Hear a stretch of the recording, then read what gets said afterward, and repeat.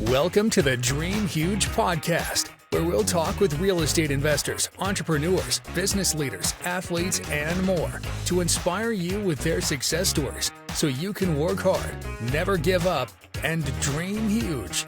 And now, let's start the show.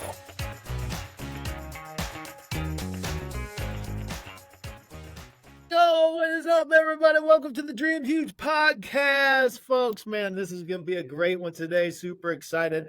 We love talking with huge dreamers, movers, shakers, influencers, people in the real estate business, and more. And hopefully these stories will help to motivate and inspire you to dream huge. And today, let me get to our hosts first. Today, we have the champ, the three-time champ, Justin Bigelow. Biggie, what's up, Biggie?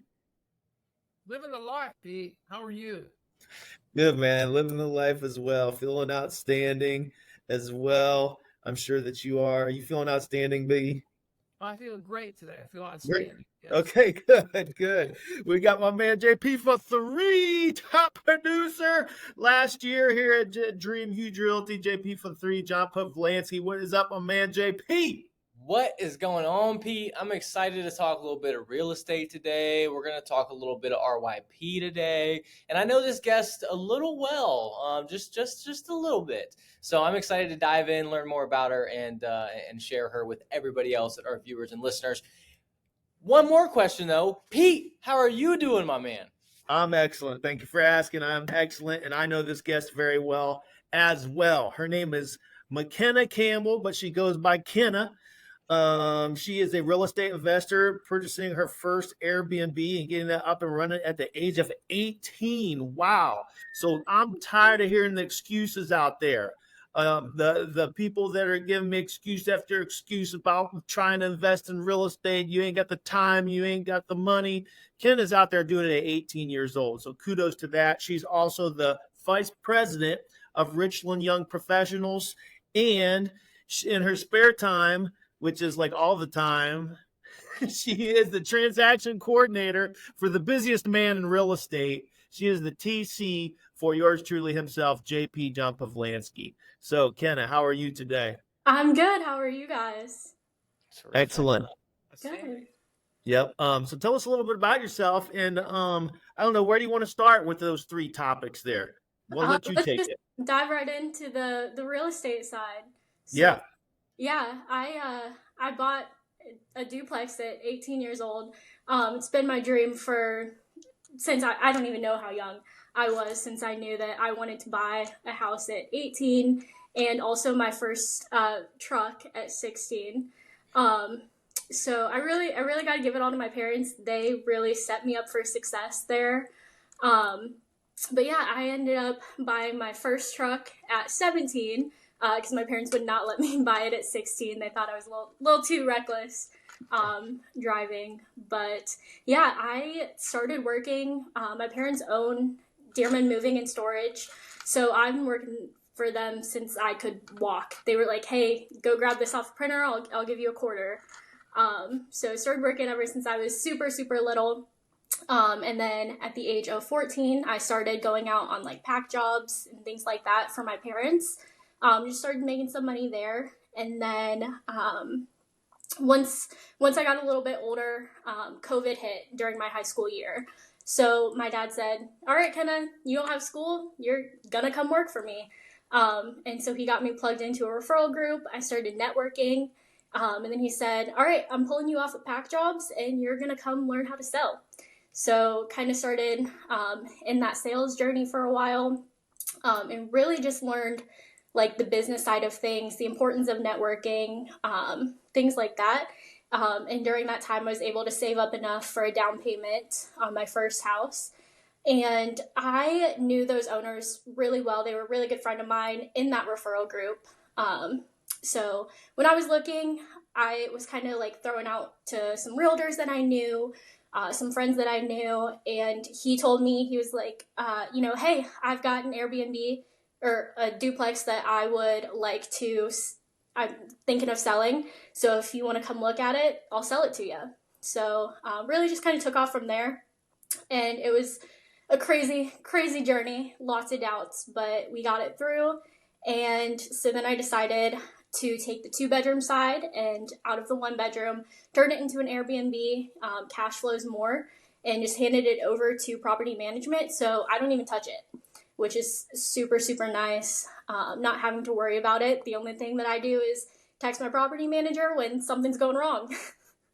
So Love it. So take us back to the nuts and bolts of that transaction for the real estate investors out there. How did you buy that? Conventional, FHA? I bought it conventional through cross-country mortgage. So what was the purchase price? It was $135. 135. So you put how much down? I want to say 20,000. Okay, excellent. So you bought the conventional route. So you could go FHA from anything up to a 2 to a 4 unit, right? And you could buy it with as little as 3.5 down. That's why I asked. But more money down isn't always a bad thing. I mean, so you're going to cash flow a little bit better. So at 135, and what were the units renting for when you purchased it? So they were actually vacant when I bought it. But right before that, he was selling it because the 2 tenants had moved out. The 2-bedroom side was going for $950, and then the 1-bedroom was $650 a month. Okay, excellent. So even at the previous rents, it still meets the 1% rule, which we talk about quite often, which is that your monthly rents should equal at least 1% of your purchase price. So if you bought it for $135, you should be bringing in at least $1,350 a month in rents, and you were surpassing that. And I'm sure you went and added to those rents once you took that to Airbnb. Did you Airbnb both sides, or how did you do that? I live in one side, and then I rented out the other side. Decided to do Airbnb just because it was cash flowing more. At the same time that I moved out of my parents' house, they also were moving to Florida. They just bought or just built their new property in Florida. So I got a lot of their furniture, which was awesome because I was able to furnish both sides. And just the location that I'm at right now, super close to the hospital, so really great for traveling nurses. It's all kind of marketed towards the traveling nurses. So that it's been a really steady income, and I just live for free. Perfect. And how much on average kind of do you say that you would get monthly on the Airbnb side of it? Anywhere between like $1,000 to $1,200 a month. Beautiful. Beautiful. That's pays your payment and more most of the time, I bet. So Yeah. now that you're moved out, since we know a little tidbit about you and that you're moved out of there now, are you planning to Airbnb the other side or get more of a long-term tenant? So I think I'm going to Airbnb it to start, see how that does. In this market, it's a little bit weird. With the 2 bedrooms, sometimes they hit really well, sometimes they don't. So if I need to, I can just pull out all the furniture and get $950 a month out of it. Absolutely. Absolutely. And what's next, Kenna? So are you looking to invest into more properties in the coming months, coming years, or we'll get there. We'll get there eventually. So my boyfriend right now, we've been talking. He's in the military, so we've talked about getting a VA loan, 0% down, and we move into another duplex, and we move out in a year and go buy our next one. So it's kind of up in the air right now what we're going to do, but definitely pushing forward and still wanting to buy more properties. I want to jump back to something. One of the key points that brought you to purchasing this property, relationships. Yes. You bought this because of someone you met at a referral group, right? And you had an existing relationship with. Man, that is one of the best ways that you can acquire properties is through relationships.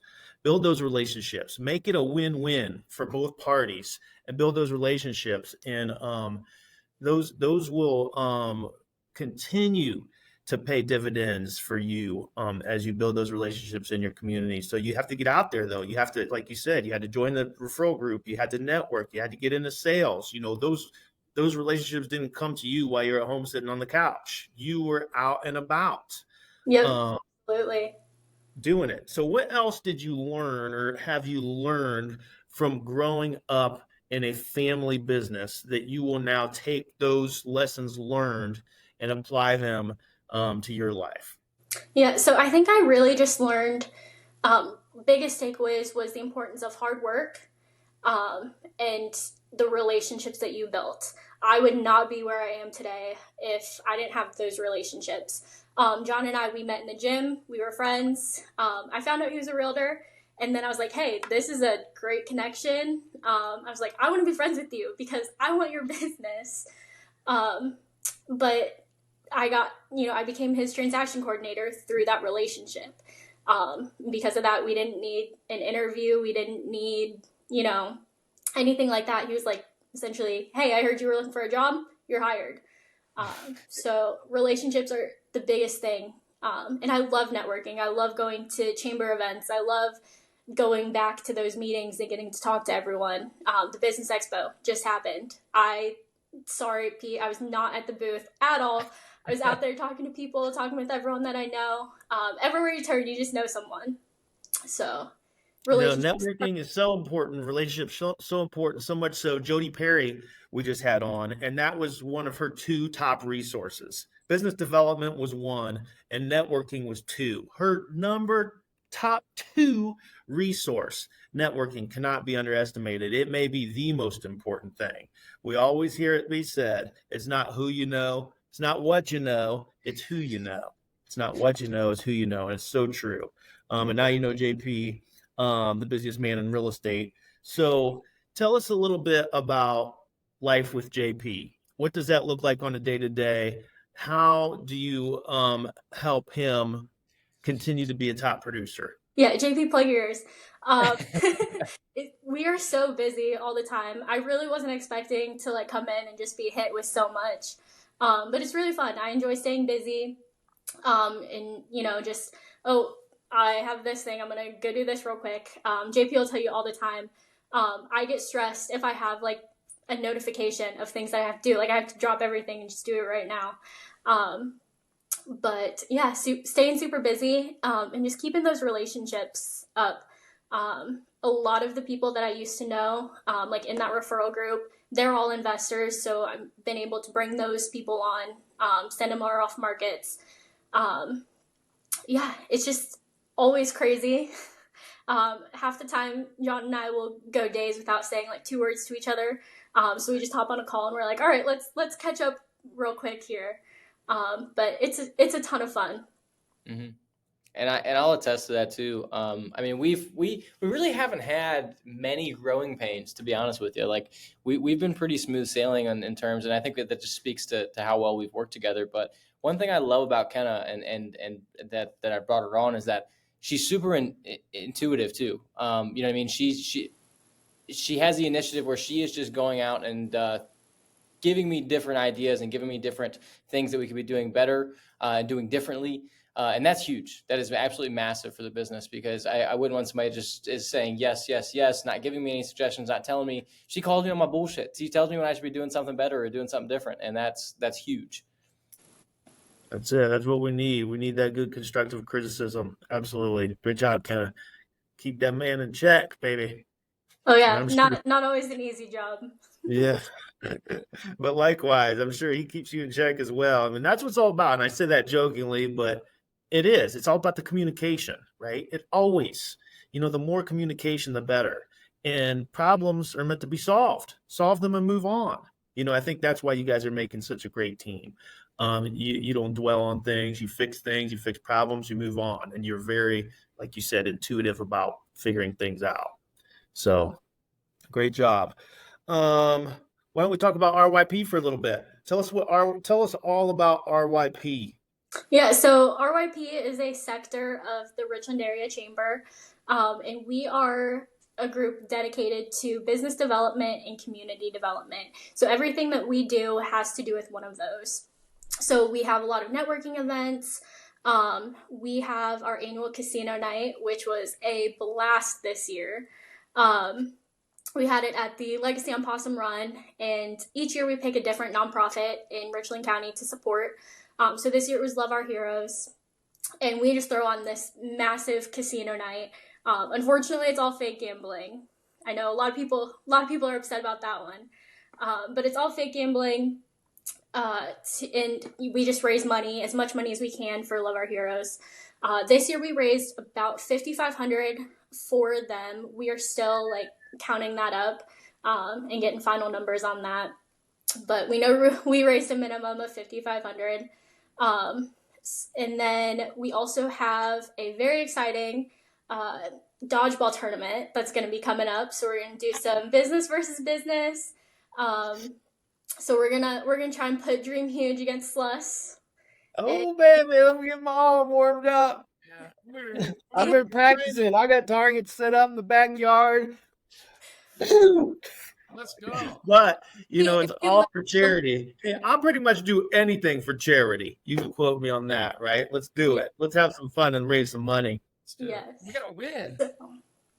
But then we also have our annual putt and crawl, which is a bar crawl essentially around downtown Mansfield. All of the bars around downtown Mansfield, they'll put up like a little mini golf course.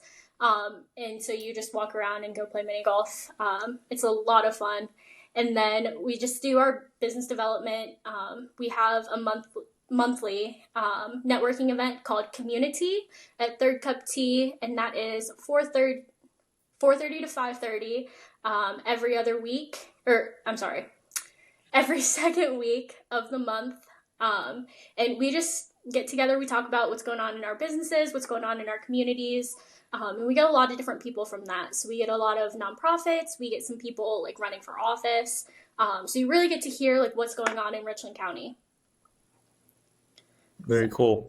What are the age cutoffs to be considered a young professional? So to sit on our board, you have to be between 18 and 40, but anyone can come to our events. Okay, excellent. And yeah, I can attest to that. The casino night was awesome, fun, great success. What a fun night. And great job putting all that together, because I know that takes a lot, you guys. So awesome job on that. So where's next year going to be? And what's next year's theme? I know you're already thinking about We have it. no idea. You're like, I'm done. I need a break for a minute. Yep, we're done for right now. We'll start talking Gotcha. about it again in November. But we've talked about switching up the venue every year. We've talked about keeping it the same as this year. So we'll see what the future holds. And if you are a nonprofit, send me some info and we'll talk about it as a board and see if you're a nonprofit that we'd want to support for the casino night. Excellent. All right. Do you guys want to get to know McKenna Campbell a little bit? We can get to know her a little bit more. Yeah, let's do it. All right. Ooh, yeah. Are you ready for the huge four? Kenna, what's the one thing you wish you would have known when you began your career? I would say I did not realize how busy John was going to be and how busy my day would look like. But on a real note, I would say I should have known, like, just to take the chances that are offered to me. Don't go back and forth on it. Just like fully commit to it. You can always back out, but you'll never have that chance again. So I would say don't be afraid to just go out there and just take any opportunity that's presented to you. Great advice. So just for perspective, how busy are you? How many deals do you have in contract right now? We have around 30 right now. And that's a crazy, amazing number. And think about that, though. 30 in contract, that's not to mention the other stuff you have listed, the other stuff you've already closed, and the work doesn't stop when the deal closes. No. So you've got work after the closing, you've got work before, plus you've got 30 in contract. So, Yeah. man, you guys are working hard, helping lots of folks out, man. There's no doubt. That is very busy. But like I always say, we need to be busier. Yes, we can I'm always. never busy enough. I want to be busier, baby. Let me help you. Anytime I get stressed out is here in the back of my head. You need to get busier. You need to get busier. Always. Great job, y'all. Okay. Question number 2 of the huge four. What was your biggest failure and what did you learn from it? Ooh. I would say not having the confidence in myself. There was a lot of times that I doubted myself, doubted my decisions, doubted a lot of people around me. And I could have done so much more and been even further if I just hadn't doubted myself. Confidence is key when you're walking into anything. So not like focusing on how confident I can be. I would say that's probably my biggest failure. I love it. I love it. Confidence is so important. It just allows you to build momentum on a daily basis. Confidence is so, so important. And when you really are truly confident in yourself, you feel like you can accomplish the world if you want. So I love that. So how do you flip that confidence switch? So one thing that I did, I stood in front of a camera and I recorded myself like giving sales pitches or talking about certain things. And it was so awkward, like weirdest thing I've ever done. But I started to actually like gain that confidence. And as I kept doing things, like I used to make videos for, a podcast that we had back at Dearman, and I had no idea what I was doing. But as I started to do it more and just push myself to keep doing it, I noticed so much improvement from where we started. So Lots of lesson right there. Lots of lessons right there. Self-inflection, looking yourself in the mirror and practicing until you get it right or until you get it better. And just having and just putting the reps in. Like you said, the more you do it, the better you're gonna get. I don't care what it is on this planet. The more you do it, the better you're gonna get, the less of an edge you'll have about it, the less anxious you'll be about it. Perfect example. Baseball season starting off. Everybody nervous as hell for the first game, right? Man, they don't know if they remember how to throw or which side of the plate to stand on. But you get them boys 10 games in, and it's a grind. Now they're just showing up and just putting in work. And that's just with anything we do in life. Put those reps in, and you're going to have progress, not perfection, and keep on moving forward. That's right. Okay, Yes, go ahead. Sorry. What are the best resources that have helped you along the way? my parents, 100%. I will say all the time, I would not be anywhere near where I am if it wasn't for my dad and for my mom pushing me. They've always been there to lend a hand, give me advice. And my dad and I, we've had some tough conversations, business related and personal related. But through those hardships, they've always been there. And like my dad, he gives me the best advice all the time. I would not have been able to push out or like go buy a house without them. I wouldn't have had the confidence. And they did help me out a little bit financially, just because of our circumstances where we were. But they've always been there.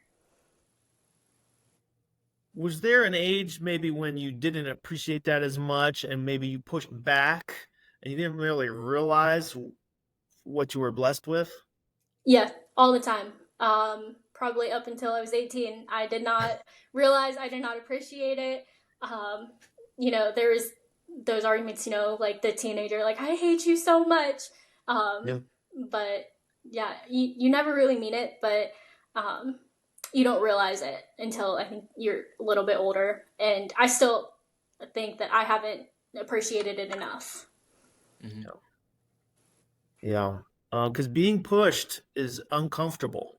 Yeah. And if they're pushing you constantly, it's a fine, I guess it could be a fine line as a parent, because I'm the same way. I want to push. So if I'm not pushing, I'm not doing my job. Yep. But at the same time, we don't want to push so much we push them away. So I want to keep that in mind, the fact that it was really till 18 until you really, recognized how great that was. So, yeah, that's pretty cool. Absolutely. Shout out Tim and Penny. Yeah. Yes, Tim and Penny. Shout out Mama and Dad. Back to me? Yeah, back to you. Last one. What are 2 books that have inspired your success? So Rich Dad Poor Dad, huge book.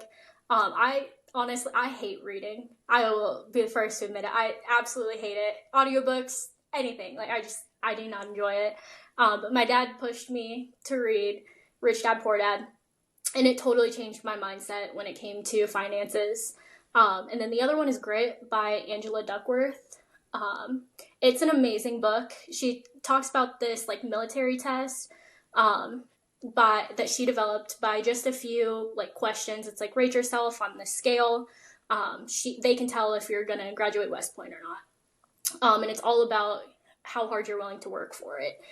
She kind of talks to you like how to get better at it, and just like how to keep pushing forward.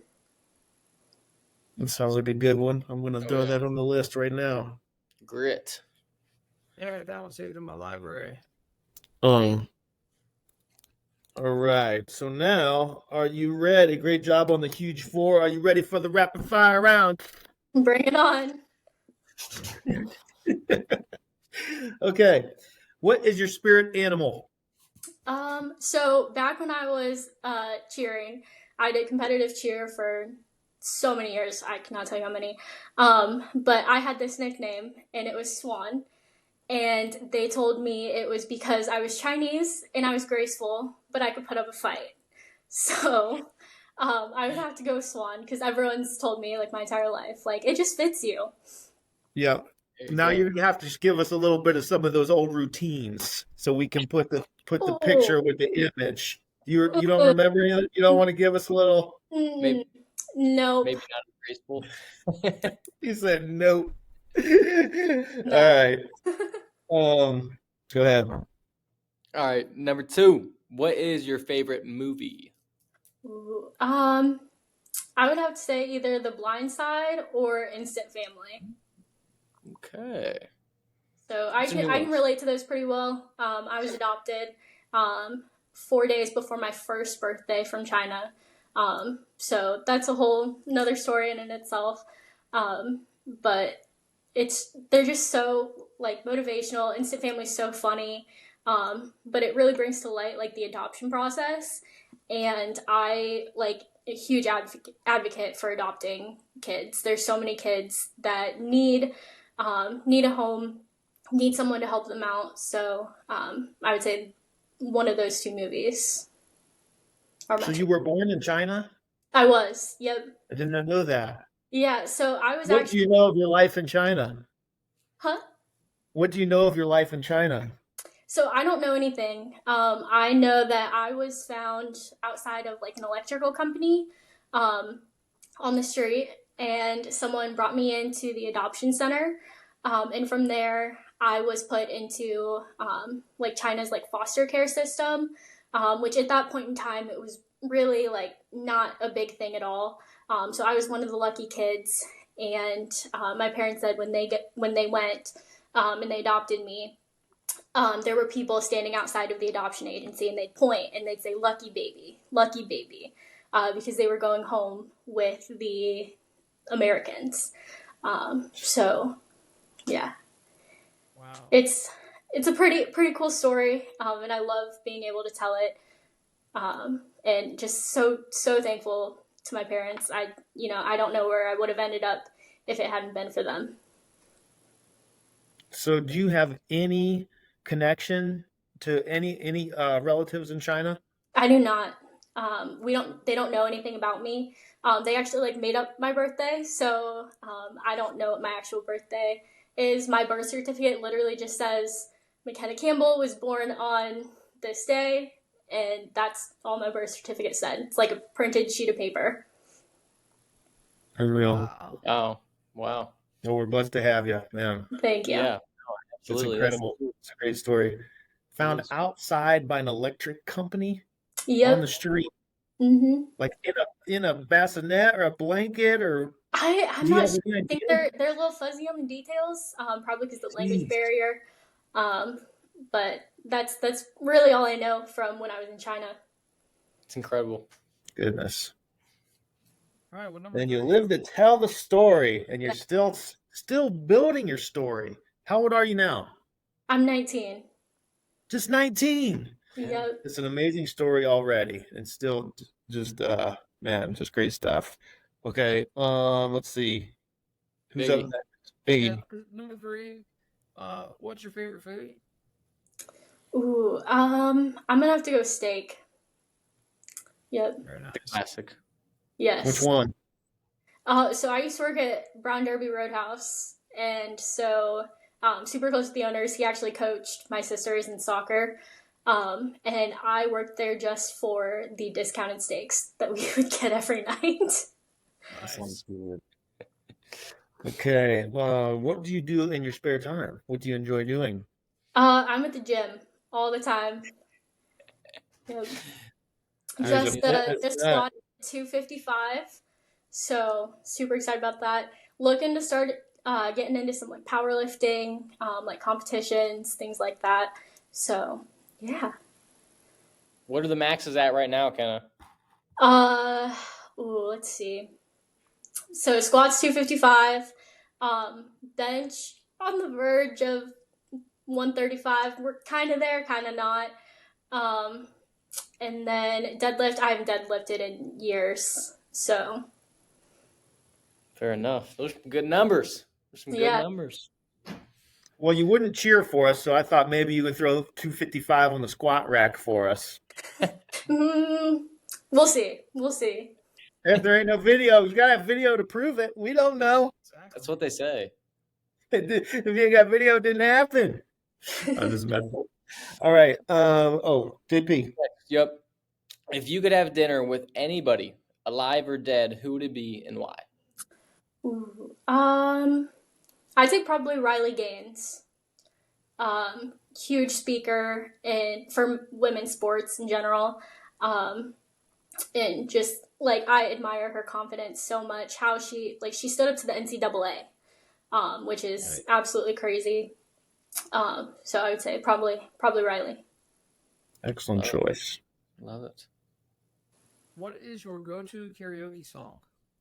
I am tone deaf, so that you're not getting anything out of me for that one. Oh man, I thought we was gonna get some singing. You didn't even answer the question before saying I'm not singing. The one I know you sing in the cars, in the shower, whenever you're by yourself. I know you sing something. What are you singing? So there was one time, the president of RYP, I was at her house. She made me do it. But it's Beer Never Broke My Heart by Luke Combs. Nice. Long neck, ice cold beer never broke my heart. Yep, you can do take it for you, Kenna. That was good, JP. You know, Kenna's a country girl at heart. She's got the big old jacked up truck. She's jamming the country tunes. She's a country girl. Oh, yeah. Living in the big city of Columbus now. She left us. I don't get to see her anymore. Okay, who's up next? What is something you fear? Frogs. I hate frogs so much. They just creep me out. They're so weird. Like, I don't know why they live on land and water. Like, it's so weird. They creep me out so much. Yeah. Frogs. What about tadpoles? No. No. Pre-frog stage. I'm gonna keep that one in mind. Thanks. We pranked the hell out of her with some frogs. Yeah. Easy. Yeah. All right, last one of the rapid fire round. What is your greatest accomplishment? I would say the relationship that I've built with my family. Even though we are all adults, we all have our own lives. My siblings have kids. We make it a point every month. We get together, we have dinner, and we just spend quality time together. We turn off our phones and we just hang out and catch up. It's so easy to get involved in the day-to-days, in the work, and like kids, everything like that. So just to take a minute and spend time with family is really important. Work-life balance, I will always say, is one of the most important things to me, because I love my siblings. They've been a huge support for me. And so just being able to keep in touch with them and how we're all really intentional about getting together is probably one of my greatest accomplishments. I love that. Outstanding. Yep. Outstanding. Yep. At the end of the day, what's life without family, you know? Love it. Absolutely. So great stuff. Kenna Campbell, thank you for joining us today. Final thoughts, Kenna, Biggie, JP, final thoughts. Kenna, I'll let you go. Go ahead. You got any final thoughts for us? I don't know. I just say, just live life to the fullest, take every opportunity given to you, but also like be intentional about spending time with your family, and really appreciating what you have. Love it. Yep. I got thoughts. She's only 19, but with all this life experience, you'd think she's about 25. Just out there just killing it. So just keep doing it. You're only 19. Yeah. Yeah, JP It's a great asked way me to to go buy some champagne bottles for the closings, and I was like, I can't do that. I'm not 21. Right. Yeah. I'm sorry. I'll also say, you're only 19, so you got to live. Yeah. And don't take life so serious. Don't think you're 40 and it's over. Like, you're only 19. Absolutely. And to piggyback on that, similar thing I was going to say is it's so impressive, kind of the knowledge that you've built already, being 19 years old and being able to buy a property, and learning and intentionally listening to your parents, which I know I didn't do when I was younger, and a lot of kids don't, because they got it all figured out, and you really took a lot of that and kind of rolled with it, and I can see you just falling right behind the footsteps of your parents, which is awesome. So keep doing your thing. I think you're doing great. And I can't wait to see what the growth continues to look like. I know I tell you that all the time, but I think your growth is going to be exponential. Just in by the time you're even my age at 23, you're going to be like, oh my gosh, last 4 years, I did so many extra and different things. It'll be amazing. So keep doing your thing. I appreciate you joining us today. Thanks for having me. Yes, folks. Okay, Kenna, how can folks contact you or follow you online? So Instagram is Kenna Campbell _, and then Facebook is just McKenna Campbell. Very good. Yeah, just keep on working hard, man. It's already working for you. It's funny. A buddy of mine called me up, says, "Hey, I got a young friend of mine. He's 18. He's a hard worker. He's driving truck. He's got a good job, but he also wants to invest in real estate, and he's got another hustle on the side. He's going on and on about him." I'm like, so what you're telling me, he's a rare breed of a young hustler. You don't see that too much these days. No. Okay. And that's what you are. So you keep on hustling, girl. I love it. Because, young kids, they don't get it oftentimes until it's too late. And then they're, oh man, I got all these bills. Now I got to hustle. It's too late then, so you are a rare breed of a young hustler. Much respect. Keep on doing your thing. So appreciate you taking the time. I know you guys are all super busy. Thanks for taking the time today. Kenna Campbell on the Dream Huge podcast. Folks, remember to like, subscribe, and share. And thank you for listening and watching. And as always, remember the rules. Work hard, never give up, and dream huge. Let's see you, Kenna.